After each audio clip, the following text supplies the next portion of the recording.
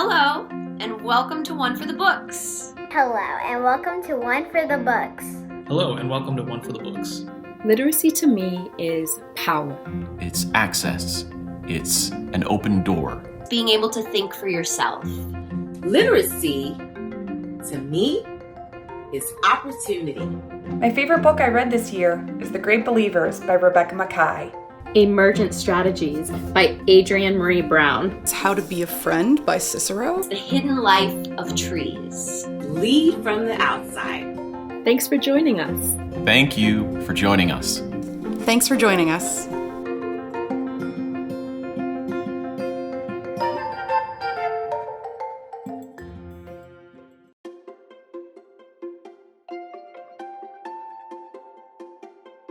Good evening, and welcome everyone to One for the Books 2021. My name is Ken Bigger, and I'm the Executive Director of the Chicago Literacy Alliance. Tonight's event is the culmination of 2 weeks of programming celebrating literacy, and we're excited to hear from some leading voices for literacy in Chicago, who will be sharing their perspectives with us tonight. While we had hoped to be able to gather in person this year, we're honored to have all of you joining us virtually, from wherever you may be, to celebrate books and literacy, and to take action to advance literacy for all the communities we serve. The Chicago Literacy Alliance is a collective of more than 100 organizations helping to meet literacy needs for people of all ages and all backgrounds. We bring together literacy organizations to build capacity, align services, and advocate for learners of all ages in all communities. Our mission is to improve literacy in Chicago by driving collaboration and increasing the impact of our community's literacy organizations. We envision a 100% literate Chicago where the transformative power of literacy is accessible to all. Now, as with the rest of the world, a lot has changed for the CLA since we last gathered for One for the Books. Most of us have been working from home, challenging ourselves to think creatively about how to continue supporting our members in serving their constituents. The events of the last year have pushed us to have and to host difficult but tremendously important conversations within our community. Conversations that help us reflect on our purpose and our mission, and help keep equity at the very core of everything we do. Chicago is made up of diverse neighborhoods, and each one is vital to the character and to the future of our city. In December, we introduced our Equity Through Literacy framework, the underlying blueprint for new initiatives toward this vision of a 100% literate Chicago. We started by reimagining our flagship program, the Confab, by focusing on neighborhoods facing barriers to literacy access in order to learn more about their past and present and identify opportunities for collaboration. We're building on those conversations with action groups that dive deeper to address identified needs through a collaborative, community-centered process. We renewed our commitment to providing our 100+ member organizations with programming and professional learning that focuses on equity and anti-racism while building communities of practice around our work in the literacy sector. The CLA also unveiled our Literacy Equity Initiative Dashboard, which we're calling LEI Insights. Powered by Innovare, this dashboard provides insights into our community's literacy assets and gaps, CLA member services, and other literacy indicators. It's the tool we and our members need for more effectively making decisions about our work, about future collaborations, and about the deployment of resources. As many of you know, Alliance members work in all 77 Chicago community areas, providing tutoring, adult education, English as a second language instruction, book distribution, creative arts programming, and many other services. We connect our organizations to facilitate collaborative relationships and ultimately drive real and meaningful change. Now, of course, the last year has presented many challenges to the way we deliver our services. But our members haven't stopped, and neither have we. It's more important now than ever that we continue to advance literacy in Chicago. We're staying busy delivering literacy, empowerment, and change, and we can't do it without you. Tonight we honor those committed to advancing literacy in our communities. Whether you're reading a news article, filling out a job application, or writing your own story, literacy flourishes in so many ways and in so many places. Now, I'd like to take a moment to thank our event sponsors for everything they do to support our mission and the missions of our member organizations. Thank you to BMO Harris Bank, Bruce Dotton, Arjun Dutt, Ravin and Maureen Jesuthasan, KPMG, Insperity, Stone Turn Group, and all of our other sponsors. We couldn't do this without you. And now, We're thrilled to present the 2021 Leader in Literacy Award to KPMG for their commitment to increasing access to books through their flagship community program, KPMG's Family for Literacy. KPMG's efforts focus on lifelong learning, which they believe is essential to unlocking the potential in people, building economies, and above all, in improving lives. KPMG believes literacy is at the foundation of lifelong learning, and access to books is necessary to build strong reading skills and habits. Since its inception in 2008, KPMG's Family for Literacy program has distributed over 5 million new books to low-income children in over 100 communities across the United States. This year, KPMG is celebrating 1 million books donated to Chicago's young readers who deserve equitable access to high-quality, relevant books. Please join me in welcoming KPMG's Bruce Doughton, a CLA board member, to our virtual stage. Welcome, Bruce. Good evening, everyone. I'm Bruce Doughton, Manager of Data and Analytics at KPMG and board member here at CLA. I'm thrilled to be accepting the 2021 Leader in Literacy Award on behalf of KPMG. At KPMG, we're committed to education and lifelong learning as they are central to building strong communities and economies. KPMG's Family for Literacy, the firm's flagship community impact program, has a goal of turning readers into leaders. This program, which started over a decade ago, includes not only partners and employees, but also welcomes participation from KPMG families, retirees and alumni, our clients, and all those committed to education in the broader community. Our dedicated volunteer base makes a lasting impact in the lives of students, getting new books into the hands of children in need and helping educators and schools reach them more effectively. We are grateful for this recognition and proud to be supporters of the Chicago Literacy Alliance. Thank you. Bruce, thank you so much to you and your colleagues for your commitment to increasing literacy across Chicago and the United States. You are truly leaders in literacy. And now we're delighted to present the 2021 Champion of Literacy Award to Nora Brooks Blakely for her efforts to create ongoing cultural conversations to ensure a thriving, diverse, and more literate community throughout Chicago. Nora is a former educator and founded Chocolate Chips Theater Company, working as its primary playwright from 1982 to 2011. She is the president of Brooks Permissions, founded in 2001 to license and promote the work of her mother, Gwendolyn Brooks. In 2020, the governor's office appointed her as the chair of the new Illinois Poet Laureate Search.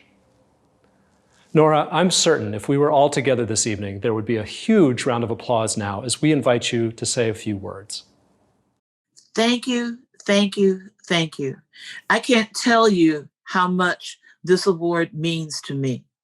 It inspires me to keep enthusiastically encouraging myself and others to build on existing skills and share ideas, particularly with young people. In fact, I'm so excited, I want to do that right now. Here are my action words. Encourage. Get young people to write. Teens, tweens, and toddlers. And how do you get toddlers to write? I'm glad you asked that question.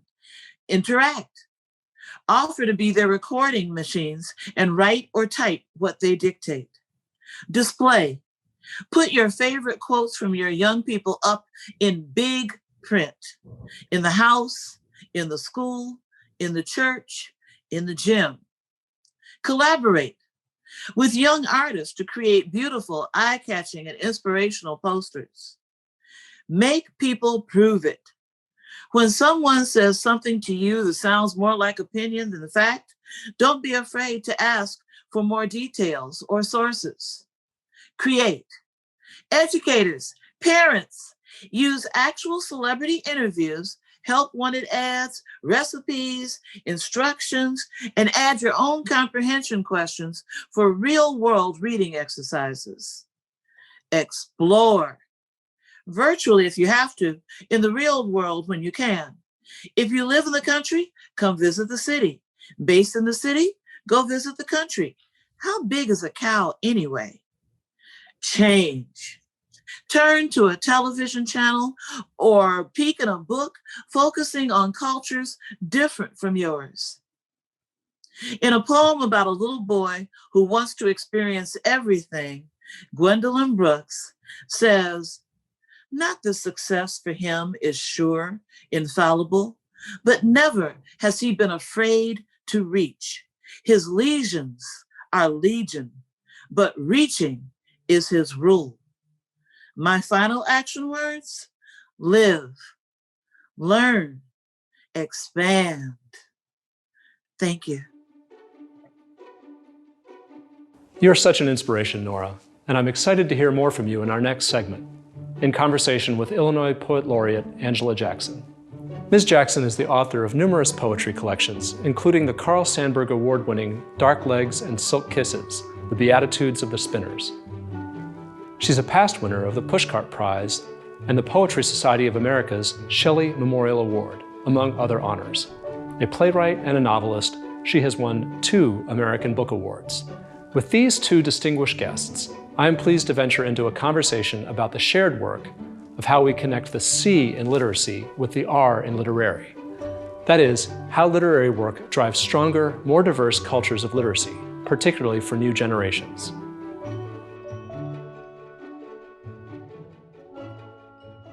Nora, Angela, welcome to the conversation this evening, and thank you for joining us. Hi, thank you. Thank you. It's great to have you both here. And to get us started, I'd like to ask a question that we often ask at the start of many CLA team meetings and CLA events as well. It's a bit of an icebreaker, but one I think you'll understand where it's coming from. Nora, what are you reading these days? Several things simultaneously. I've been reading N.K. Jemisin, an outstanding Black female speculative fiction writer, who many of her comments in her books speak to what's happening in the world now. So she's fascinating, and I've been reading that. I'm also doing self-improvement. So I'm reading a book called Miracle Morning for Writers. And it's about structuring and formatting your day, your life, so that you are a more productive writer. And I'm also probably reading far too much general science fiction for someone who's trying to add more informative books to the mix. So, well, they say that we don't find our books find us. So Yeah. take guidance there. Angela, what are you reading these days? I just finished reading Renditions by Reginald Gibbons, and I'm in the middle of Taught by Women by Hakeem Mathabudi and the poetry anthology, the prison anthology from Poetry Magazine. I'm in the middle of that, those 2 things. Part of our ambition for today's conversation was to explore how we might inspire new generations to share their voices. And so in that light, I'd really be interested in hearing from you about the Graphic Gwendolyn project that I mentioned in the introduction. Could you tell us more about that project and what your goals were for it? Mm-hmm. We're always interested in finding and expanding our audiences. And so we wanted to find something that might attract the casual reader, somebody who might never think about picking up an entire book of poetry. And so we went for something smaller, comic books. So the first one that we did is Song in the Front Yard. Lots of colorful panels. It's set up strictly as a piece that is the standard comic book. And it's just one poem that was turned into this comic book. And we just got the new one out, hot off the presses, and it's called Two Boys. It's a little thicker, has 2 poems in it, one about a very young boy, innocent, eager, and the other, a sad tale called The Boy Died in My Alley, a poem about a narrator who is perturbed by not only the death in the alley, but their lack of involvement in what could have kept this from happening. So Both have points to ponder, so you can get conversations and writing assignments going. So those are some of the kinds of things that we're trying to do to pull in people that otherwise might not be that committed to reading in general or poetry in specific. So that issue of accessibility, not only for readers, but for new writers, I think, was also a real passion of your mother's, Nora. And she created a piece called A Young Poet's Primer. Angela, I'd like to turn to you. And first of all, again, congratulations on your appointment as the Poet Laureate of Illinois. I'm interested, if you also made use of this Young Poet's Primer at some point, and what sort of insights you see there informing your own work. I sure did. And the thing that struck me the most was, there were two things: the need to be fresh, to make fresh observations and make the language fresh. And those two things stuck with me in order to try to find my way as a young poet to make something new. My mother was definitely a firm believer in the necessity of feeding the source of your creativity in broad and diverse ways. And you can't do that without building your various literacies. And when we talk about literacies, I think it's really important to talk about all the different things that fold into literacies. And one piece from my mother's book, her writing tips, said, feel free to talk on your paper about anything, not just flowers and trees and springtime. Write about what you see on television and your honest response to it. Write about what you see in the street, what you see in the newspapers. Write about church, basketball and football, swimming, picnics, discos, horses, ants, rock music, hymns, the kitchen stove, coffee, tea, war, pancakes, milkshakes, Zimbabwe, love and hate, marbles, kites, blood, grape jelly, riots. About all or any of these subjects, write what you really think and feel, what you think, what you feel. That's just great. It reminds me, Nora, of Sandra Cisneros' reflection on bumping into your mother at the grocery store and just being stunned that there was this extraordinary person doing this ordinary thing. And I think that, that finding of the extraordinary within the ordinary, I think is a big part of, I think, both her project and a big part of what writing is all about. I'm interested now in asking you a question about where you see yourself as an advocate in terms of advancing a literate culture in Chicago, and what you see as the biggest challenges and what do you see as the biggest opportunities? Well, as far as where I see myself, I want to continue my yapping. I want to keep fussing and exhorting at every opportunity, in every venue, in every form, about the necessity of encouraging children and teens to read, write, research, explore, and I want to work with the rest of the Books Permissions team. Hi, Cynthia. Hi, Pam. Hi, Darius. To continue to develop new and interesting attractions to literacy. The challenges, I think the biggest challenge is to rise above the noise. I mean, there's so much digital madness, people yelling fictions they expect you to believe. People are desperate to be liked on social media, no matter what they have to do to get people to like them. And I think, don't get me wrong, I think social media is, very important and there are many benefits to it. But I just think that, moderation in everything.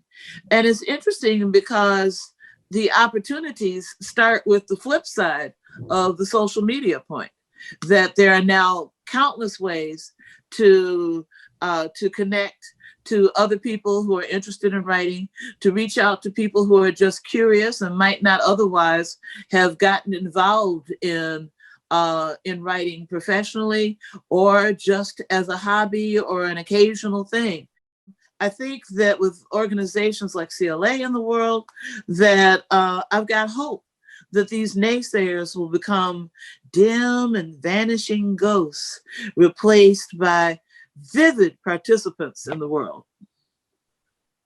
Awesome. Well, we're certainly behind that, and we thank you for your endorsement of us. We're certainly big fans of yours as well. And obviously, it wasn't looked for.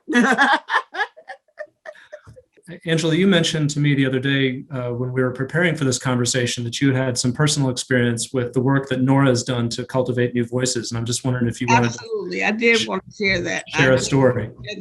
Because even before Nora worked with chocolate chips, she had founded a group called Anchor.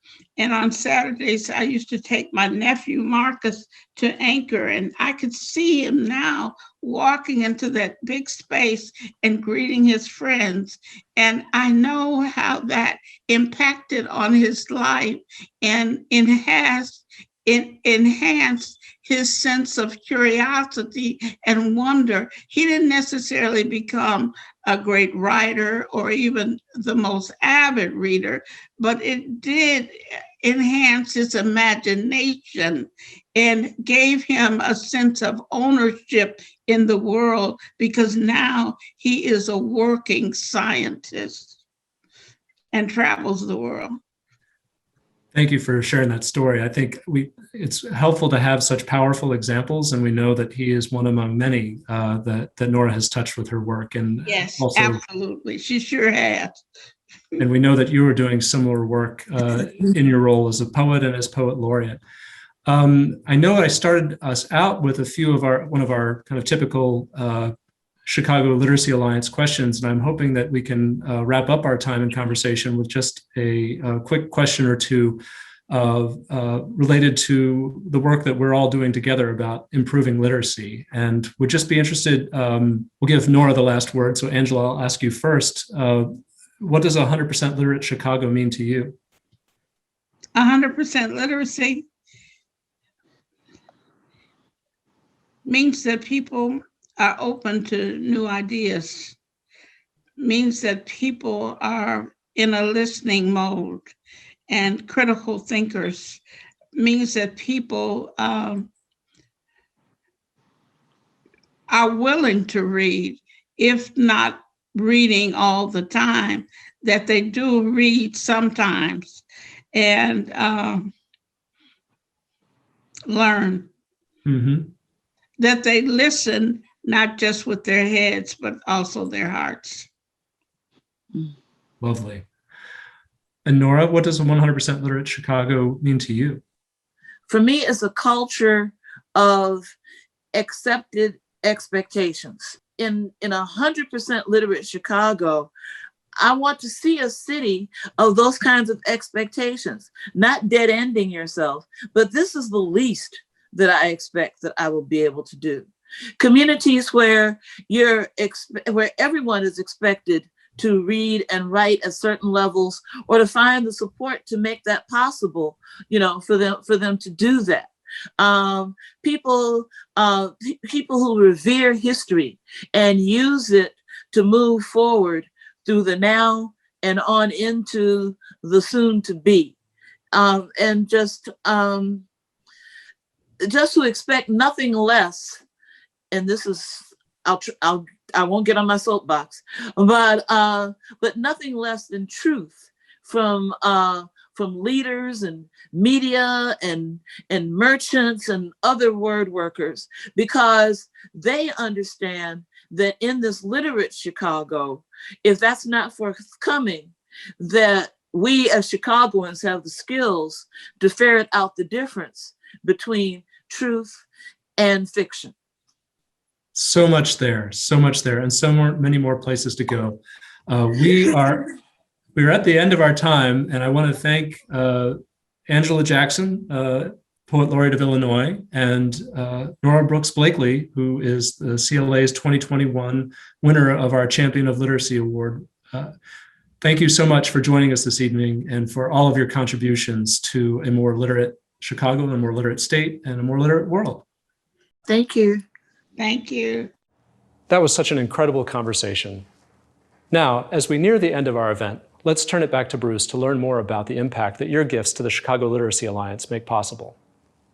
I was initially connected to the CLA because of their goal of decreasing literacy barriers. I'm proud to support their vision of 100% literate Chicago. There's a lot of momentum here at the CLA to keep pushing literacy forward. Our goal tonight is to raise $85,000. On behalf of the board of directors, I thank you for your generosity as we push to reach that ambitious goal. The silent auction closes at 9 p.m., and there's still time to make an outright donation. We're so glad you're able to join us for this year's One for the Books. Thank you for coming, and thank you for your support of the CLA. Turn it back to Ken for a final farewell. Thank you so much, Bruce, and thank you to everyone who was able to join us tonight for One for the Books. Congratulations again to our fantastic 2021 award winners, Nora Brooks Blakely and KPMG. We cannot wait to watch your impact grow. For everyone in the audience tonight, if you're wondering who's helping us reach our vision of a 100% literate Chicago, you are. We would not be where we are without your help, and we still have great steps to take. Thank you for joining us, and have a great night. Thanks for supporting the CLA. Thanks for supporting the CLA. Thanks for supporting the CLA. Thanks for supporting the CLA. Thank you for supporting the CLA. Thanks for supporting the CLA. Thanks for joining us. Bye.